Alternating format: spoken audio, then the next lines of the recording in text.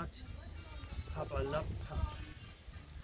Ja, liebe Lüt, wo bin ich wohl? Wo bin ich wohl? Jo, am Lappenfreitag bin ich wohl in Sachsen-Anhalt. Jo, ich hab mir gedacht, ich go weg von Hamburg. Was schall ich da noch? Da ist ja so Lut. Ich go nur Sachsen-Anhalt in die Nähe Bundesländer und könnt mir Hus. Gefällt dir das? Kameramann, zeig einmal das Hus. Jo, jo. Nicht, so kann man doch was gut machen, oder nicht? Naja, gut. Nun lohnt ihr mal nicht veräppeln. Ich bin hier wie ein Freund, oder wir sind hier wie ein Freund.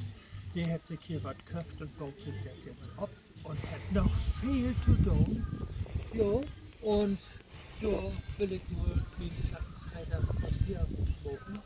Und ich wünsche ein schönes Wochenende und einen schönen Viertag.